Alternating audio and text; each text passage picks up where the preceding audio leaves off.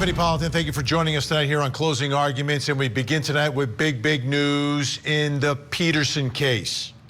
Now, I say that, you might not know which case, right? Because we've covered a bunch of them through the years. Scott Peterson, number one. Yeah, there's news there. The LA Innocence Project working on his case. He's got a date in court, but that's not the big news. Michael Peterson, the staircase, nothing new there. But Drew Peterson, I cannot believe what I am about to tell you tonight. Stacy Peterson, his wife, who disappeared. Drew Peterson, obviously a suspect in all of that. Well, guess what? Cassandra Cales, Stacy's sister, has announced that she may have found Stacy at the bottom of an Illinois canal using sonar technology. Video of the discovery was posted to a Facebook page dedicated to the search for Stacy. Let's take a look at this. Now, I am not an expert in this, obviously, but I want to draw your attention to the bottom middle of the screen, okay? That's the significant part here, the bottom middle of this screen. Now, Cassandra is currently raising money to retrieve Stacy's potential remains from the canal in a GoFundMe page.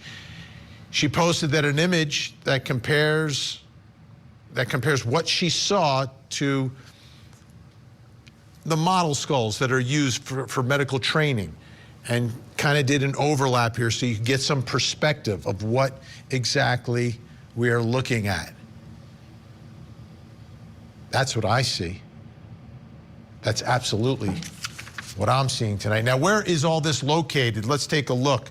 It's about 27 miles away from where Stacy lived, about a 33-minute drive. So it's close, folks. It is close. Let's take a listen. For those of you who don't remember this man, this killer, Drew Peterson, here he is on Larry King discussing Stacy.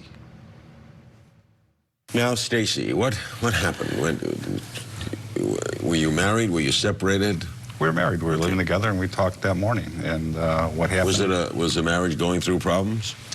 The marriage had been going through problems since her sister died. Were you ever physical with her? Never. Never. So those stories are totally untrue. Correct. I'm a police officer. Right. And I don't work for the phone company or the power company. And as a police officer, we don't have the same ability to do things as the common person. If I get involved in a domestic situation where I'm physical with a wife, I'll lose my job. And I would never even care to even come close to risking that. And I kind of challenge anybody out there to find anybody that has ever even seen me mad. So you don't have a temper? No. Are you in love with Stacy? Very much so. Think she might be alive? I do. Like, even at the time, did anyone believe that? Did anyone believe that? Let's go through his history, okay? I have to remind you, because it's been a while. His first wife, Carol Brown, married 74 to 80, high school sweethearts, married after graduation. They had 2 children together. You're going to hear a pattern here. 2 children. Grew apart, divorced after she discovered he was having an affair. In 2007, she told Good Morning America, never in a million years would I expect Drew to be in this situation that he was in. Wife number 2, Vicki Connolly, married to Drew for 10 years, 82 to 92. They owned and operated a bar together. She stated it was not a happy union. Her daughter described the marriage as 10 years of physical and mental abuse. Claims he hit her, but never enough to leave evidence. Claims he bugged the house with recording devices. And Peterson repeatedly said he knew exactly how to kill her and make it look like an accident. That ended in divorce after Peterson was caught cheating with Kathleen Savio. We move on to wife number 3, Kathleen Savio.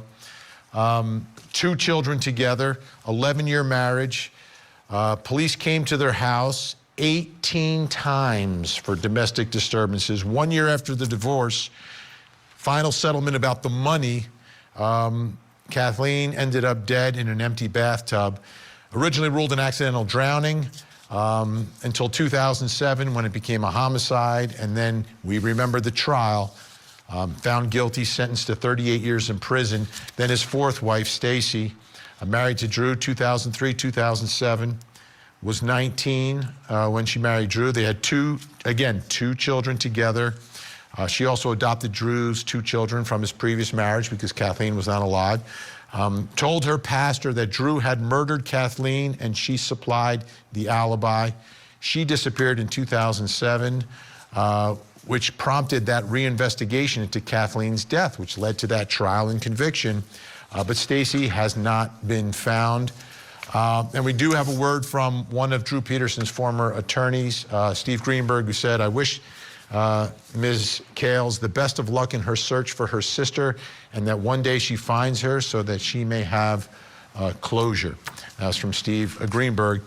And joining us now from Dripping Springs, Texas, Stacy Peterson's sister, Cassandra Cales. Cassandra, great to see you. You may or may not remember, I know you've spoken to so many people, but I spent some time with you just before that trial years ago. And it's nice to see you. Please tell me what you may have found here and how you found it, because I know that you have never given up the search.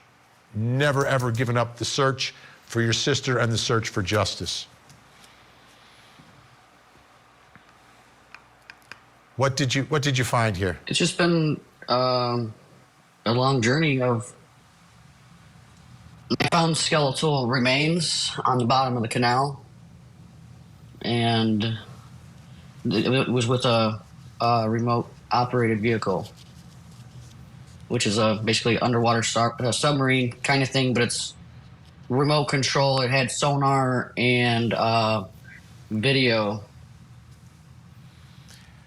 The images are stunning, to say the least, and especially when you do that comparison, then you can really see what you're seeing down there. Was there anything that drew you to this particular area?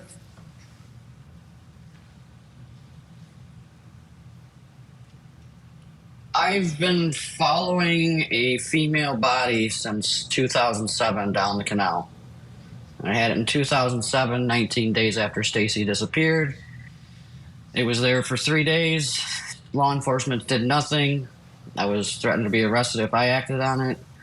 Then it disappeared. Then the spring of 2008, I found the body again with a lot of decomposition and the feet missing, and almost there was still some flesh. There was still flesh, and then state police again did nothing. I fought them for a year. They just went out there and did a blind dive. Then the technology keeps getting better and better, so I brought in some equipment from Alaska, the ROV, with the Aris 3000 Explorer sonar on it, and high-definition cameras. So where exactly are you now? So you locate this. What needs to happen next to be able to figure out and potentially confirm that that's your sister?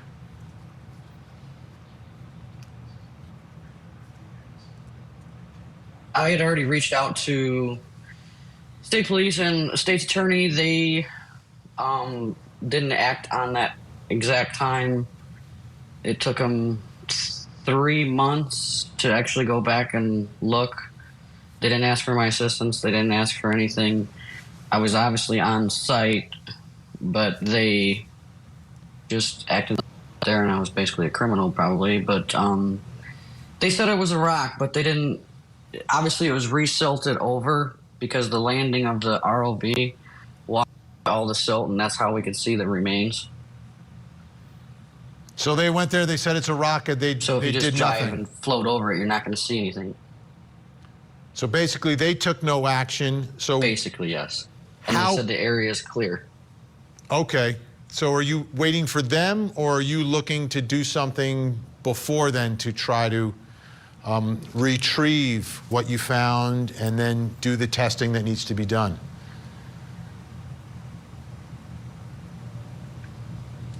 I'm ready to go. I just got to find the right people, the right people, the right resources, and the equipment. So to get that back. How are you feeling?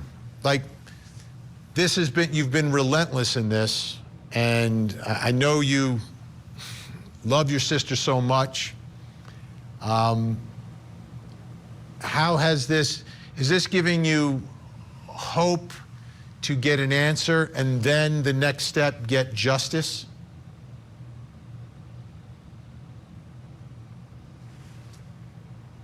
Well, if it's my sister's remains, it'd be awesome to give her the proper burial she deserves.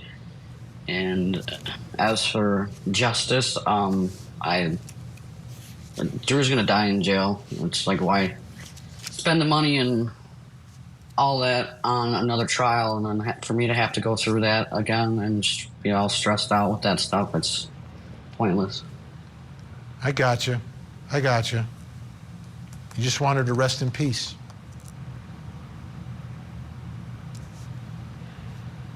And that's right. And she will soon. And is there anything folks at home can do to help? You have a GoFundMe?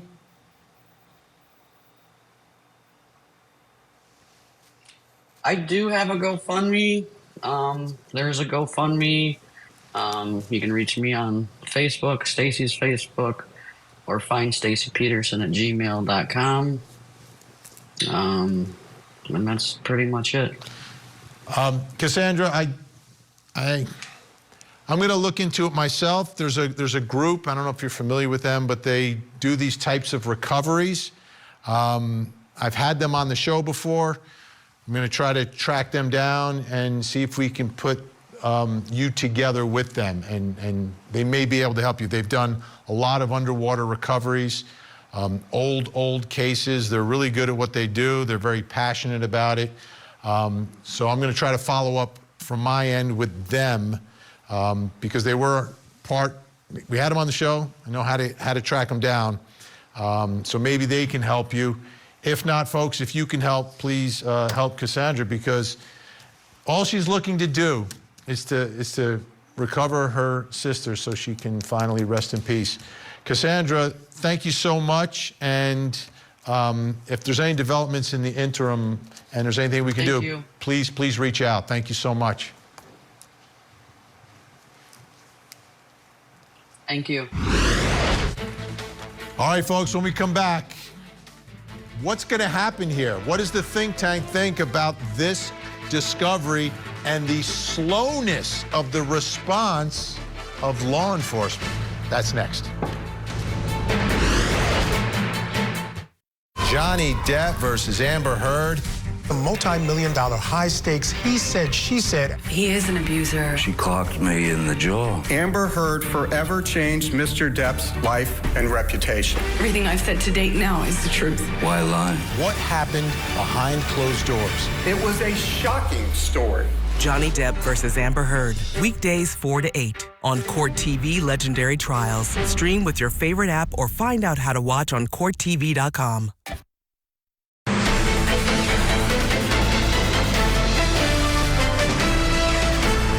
Drew, you're a bright guy. You begin to think that the public might say that if it looks like a duck and it acts like a duck, it might be a duck. Right, but they're not getting all the ducks information. So when they get all the information, then maybe we can re-examine that. Yeah, I mean, you know, this is bringing like flashback. Like even when that was all happening, like everybody's like, really?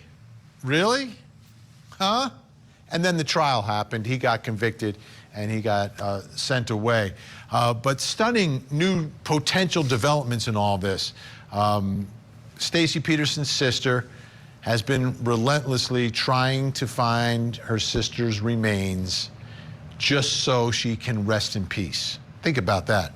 I spoke to her many years ago, and she's had a difficult time getting people to cooperate with her, getting law enforcement to come on board with her. And what she just described to me was, all right, I found something, and then 3 months later they respond. Or I found something and they never respond. and it's absolutely frustrating. But does she have, do you think at any point she'll get that level of cooperation, or does she have to do it on her own? And if she does, what happens? What happens here? Let's bring in our think tank. Joining us live in studio tonight, criminal defense attorney, entertainment attorney, former assistant DA in Atlanta, Daryl Cohen. Also with us, criminal defense attorney Meg Strickler. And finally, the man behind the glasses who is peacocking tonight, criminal defense attorney Josh Schiffer. Had to wear it for you, brother. I love it. I love it. All right, Daryl, you know, Cassandra, I feel like she's gotten a really raw deal from the beginning in all of this. And there have never been any charges connected to her sister when it seemed very obvious, but it always seemed like law enforcement was a step behind, a step behind. They got him for the Savio murder.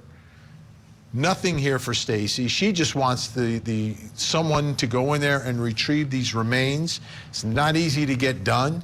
What are your thoughts about the reaction to what she has found and what law enforcement has done? Well, to start with, she needs emotional closure. But from a law enforcement perspective, he's been convicted. He's got life. He's going to spend the rest of his life in prison. He'll leave on a gurney. So from their perspective, it doesn't matter. What is one more conviction? What is more time in the court system? It doesn't matter. But for her, it's everything. Unfortunately, that's true. I mean, they can't expend the money and the resources because it's going to take money and resources. You think ostensibly that the police are here for us, and they are, but they can only do as much as they can do. But it frustrates me because this is yet another part of the victim coin. Here we have a victim that is not being cared for or taken care of. There's not closure for all of these families. And unlike a lot of the cases where no one ever gets answered, here we've got a family who's really gone above and beyond anything that anybody else would be expected to do. Gathered these resources and found something that is well beyond just a little bit of equipment. No, she's gone down there, brought in these materials from Alaska, spent all this money. I'd like to see some of that victim spoken words from our leaders really translate into some action. Yeah, let's get some answers. Well, it may also be, it's not her sister's remains. It could be someone else. Exactly. And if that happens, then the state needs to go down there, spend the time, spend the resources, and let's find out whose remains are down there. That's true, but I think also that who else would have been the bad guy in the scenario?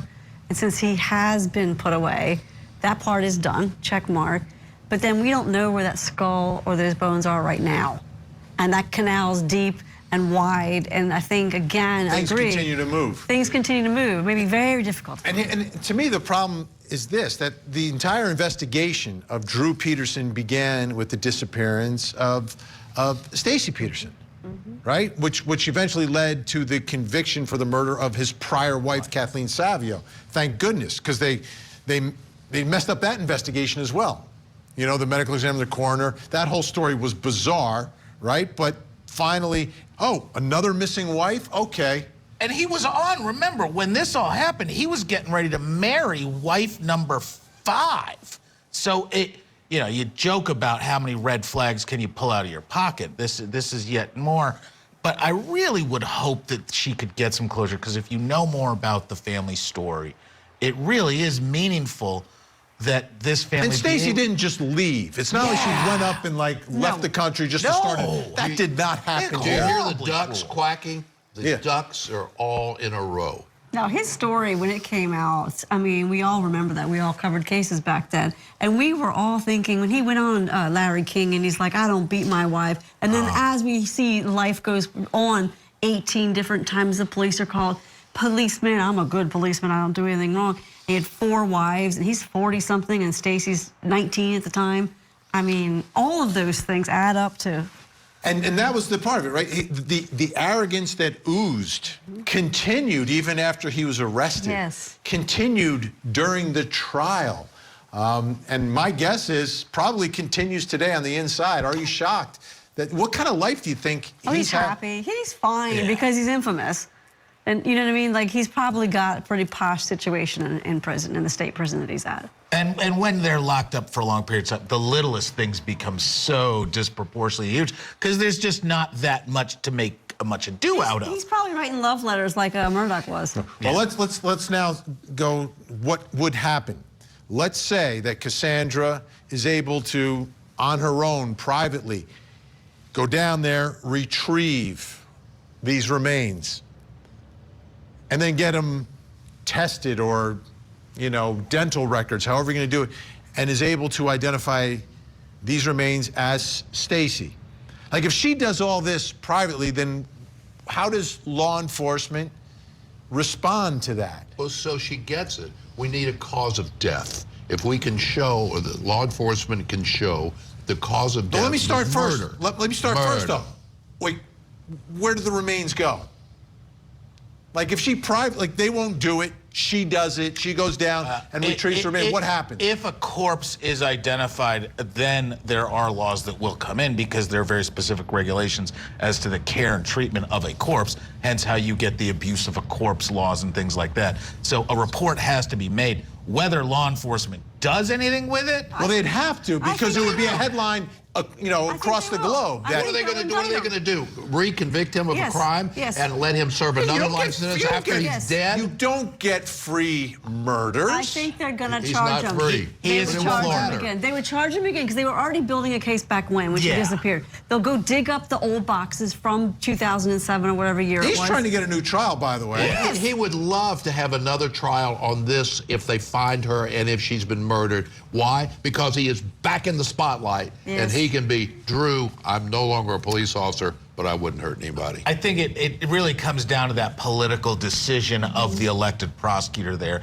And I hope they've got someone who's got a good head on their shoulders, because it's really expensive, would absolutely make Mr. Peterson more famous than he was already. And that's a sad commentary. Or pursue the death penalty, like Chad Daybell. You know, make it more that kind of situation where, no, I disagree. He needs to, if they figure it out that that is Stacy Peterson, I think they should pursue an indictment in front of a grand jury and let the taxpayers' world work as it should be. The criminal justice system work. Gal does not like this. And let some more people charged with heinous crimes wait and wait and wait for justice. Oh, yeah. So you're not in agreement? You don't think, you think just... I think if she's able to recover these remains and they are her sister, just let her rest in peace. I think period. End of story. I think they need to do an autopsy if they can, what's left, and if it turns out that it was murder, then of course a detective or 2 or 3 or 4 cold case detectives will have to go and try to find out how she was murdered, whether or not they can piece together a charge that's viable. Let me ask you this, though. How much of a difference would discovering the remains at this point be, you know, if it's skeletal remains in a canal?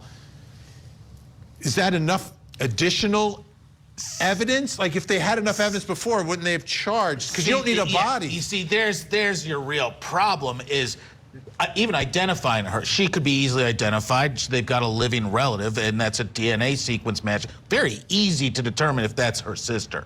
The cause of death, all of the other requirements to bring a charge, that's where the state would struggle. But it's also where the state would escape any impending duties or moral guilt, because they could say, listen, it's been too long. We don't have an unmolested crime scene with, you know, gunshot wounds or soft tissues. We just have a skeleton. And skeletons, while they have lots of information, it's not necessarily going to show you a cause of death if there's not marks on those bones. All right. Good news. They're with us the whole hour.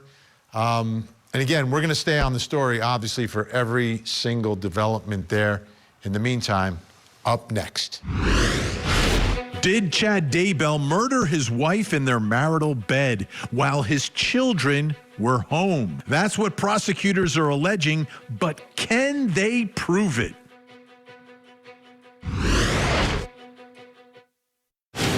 I'm Matt Johnson in Boise, Idaho for the Doomsday Prophet murder trial. You're watching Court TV, front row seat to justice.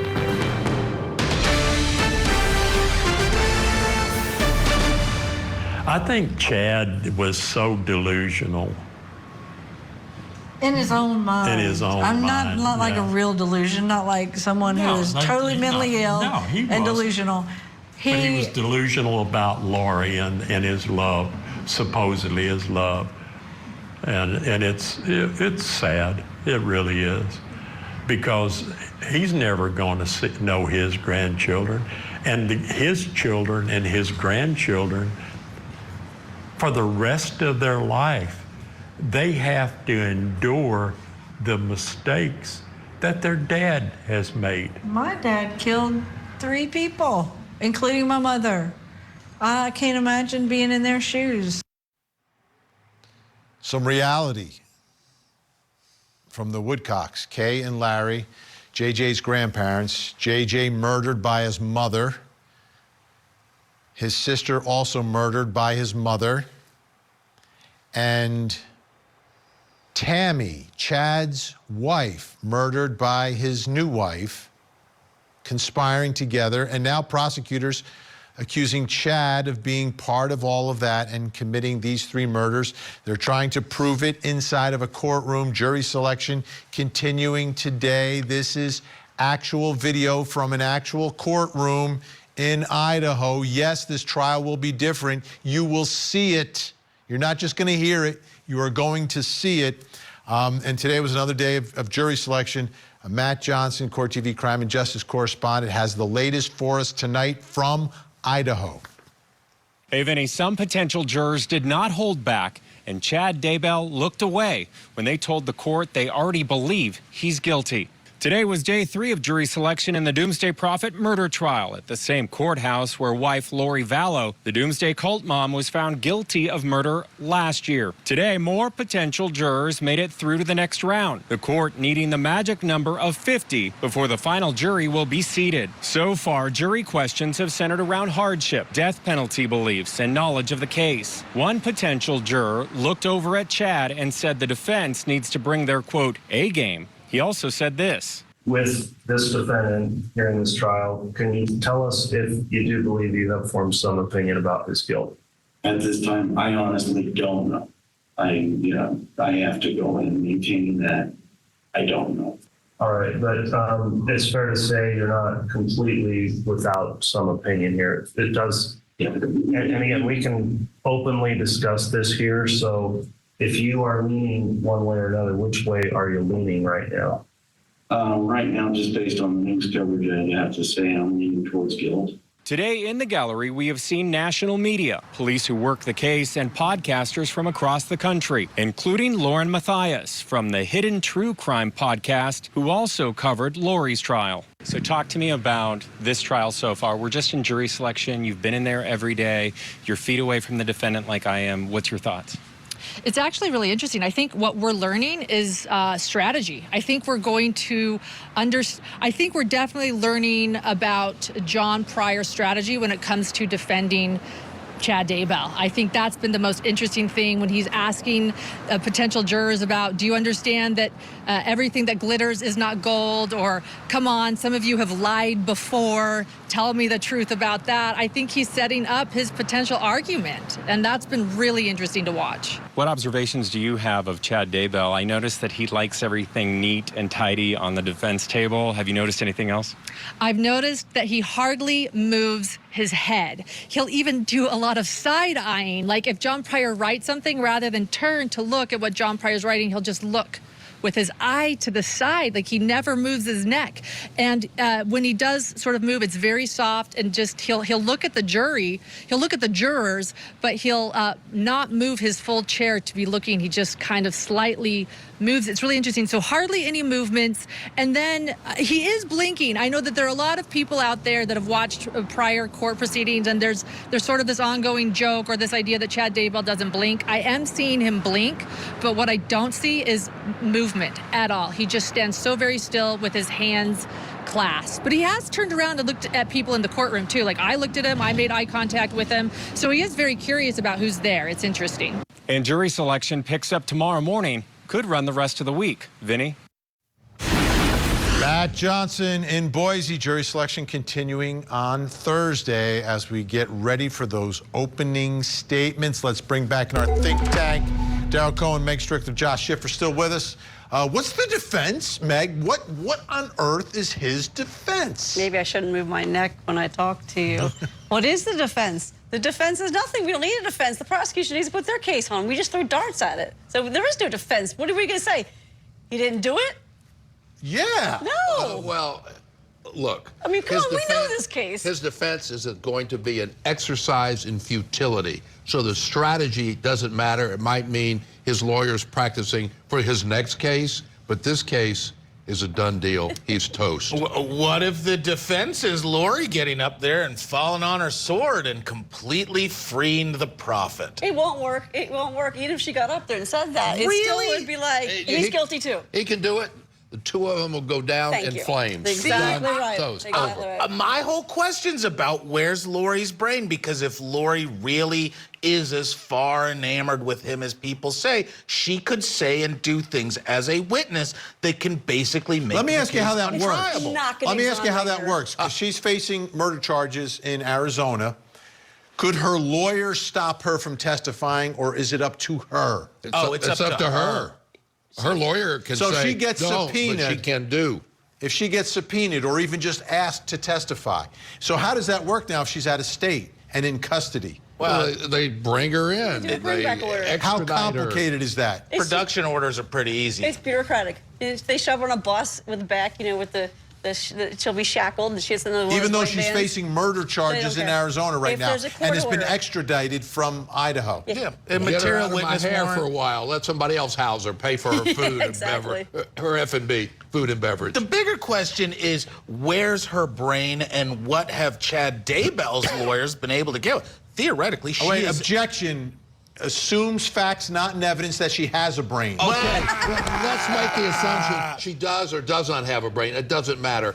If she is brought to testify, put under oath, and she takes the Fifth Amendment, what does that mean? She's testifying by not testifying. Well, and not just that. Imagine if she wants to throw wrenches. She gets to sit and talk with Chad Daybell's lawyers. There gets to be some confidential communications, because guess what? She's a witness. Yeah, but who cares? Ultimately, if she comes on or doesn't come on, he's still going down, and he will be convicted. All right, can they prove that he is the one who actually physically murdered Tammy, his wife? No. In the bed? Probably not, but it makes no difference. The laws are written. You don't have to be the guy who's holding the actual, But he's lying in bed next to her. So, allegedly. Allegedly. Not allegedly.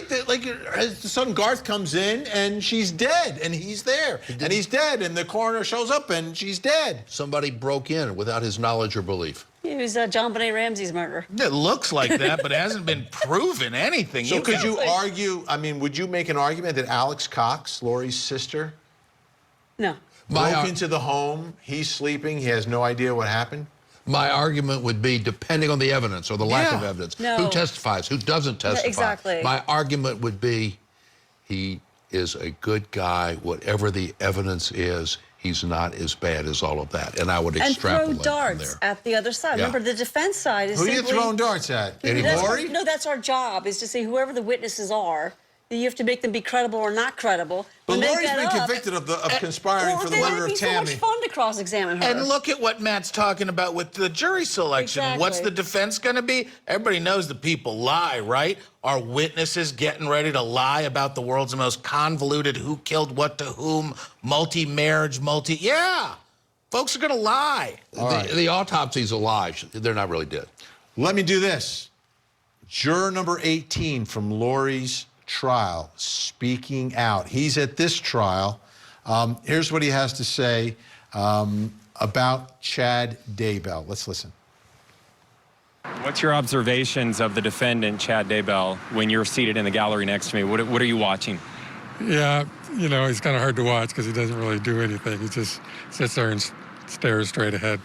So you don't have to watch him. You can just look over once in a while and make sure he's still there. What are you expecting in terms of what do you think might be the differences with Chad Daybell's trial, which is death penalty, obviously, and Lori Vallow's trial? Well, the prosecution told me when I interviewed them after the Lori Vallow trial that there would be new information. So they have new stuff that we're going to see. So I'm interested to see what that is. And then, of course, yeah, that it's a death penalty case. That's going to be a lot different for these jurors. He does have a book coming out, by the way. He was on the show last night talking about it. So what do you think? There's going to be some additional evidence here against Chad that wasn't necessary or part of Lori's trial. What could it be? I don't think it matters. Could be Lori. It really doesn't matter. What do you mean it doesn't matter? Because they're going to have enough evidence to convict him, and if he's So not, what you're saying is that first trial that we watched was enough to convict Chad as well? Absolutely. Oh, gosh, yes. I agree with that. Yep. Completely. I'm going to say it looks that way, but really, it's another trial. Trials have details. Trials have a different jury pool, and just because it really, really looks that way doesn't mean they can prove beyond a reasonable doubt, especially once hearing from Lori. But one thing is about when they're doing a second trial, when it's a second defendant, it's usually even better because they'll hone the witness's testimony the second time and make it even better. That's been my experience, and I think that's what will happen here. The potential jurors are not going to be leaning. They're going to be pushing. I'm telling you, it doesn't end up being death penalty because it's that much of a different case, and these cases fall apart very quickly because it's not, I need an acquittal. It's an, I need no needle in my arm. I think it will be death That's penalty. what matters. We shall see. Up next. In tonight's Tank Takes, a man is so excited that his divorce was finalized, he fired celebratory shots in the air with his gun. Now he's in legal trouble, and we're wondering if his punishment should be getting remarried. We are underway in the trial of doomsday prophet Chad Daybell. Prosecutors say they will seek the death penalty against him. Investigators have recovered human remains at Chad Daybell's residence. There's no way, Logan. I can never come up with this. His wife, Lori Daybell, has already been convicted. Now, will her husband end up with the same fate? It's just so hard to know where the truth ends. It's the doomsday prophet, Chad Daybell, on trial.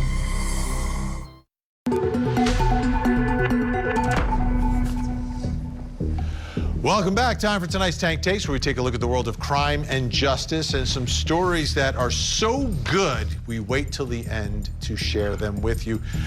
First one, I'm calling this one Shotgun Divorce. So a man, he's like 26 years old, is so excited, and he starts celebrating that his divorce is final and is allegedly firing his gun up in the air like 8 times. He admitted that to Nashville police. He said he was so happy that he had regained his freedom. So now he's facing 12 charges. So my question for our think tank tonight, should his punishment be getting remarried? Can you not hear from Music Row? There's a songwriter going, I got married, got a divorce, shot in the air, and got remarried. Back in jail again. That's a good song. You're absolutely right. Someone's writing that song right now. Someone's going to steal Daryl's lyrics right now. Now, listen, I've always said that divorce is expensive because it's worth it. He figured out how to make it more expensive because now he's got to retain me. Literally. Yeah. What happens to those rounds when you fire them up in the air? They land back down. Yes, You can it's cause dangerous. damages to homes, and it's dangerous. You can be killed that way. It's only going to land on someone who should not be married. Karma. Next story, I'm calling this one Getting Whacked. This involves a lawn worker in Houston who saw some people stealing from his truck. Like he's doing another yard, and his equipment and stuff is a little bit away, and he sees some people stealing it. So he goes after them with his weed whacker. Let's take a look at the video.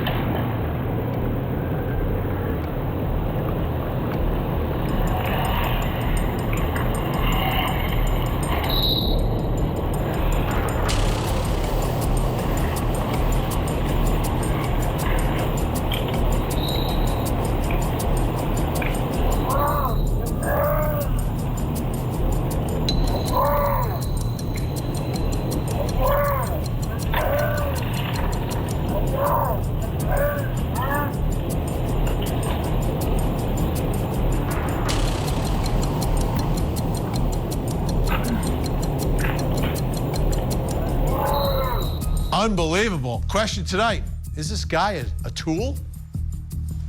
You know what's funny on that one, though? The guy with the weed whacker could actually ultimately get in trouble because if he had actually hit the guy, the use of force was not equal.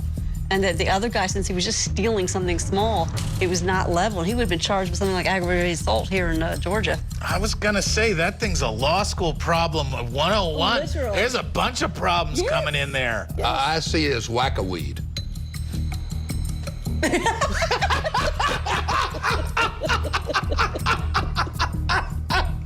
Should we just leave it at that? I think we need to. Really? Let's get to our final one tonight. This one is the real life The Wire. What happened is, thief in Washington leading police on an hours-long chase before eventually getting himself stuck high above the ground on a telephone wire. Take a look.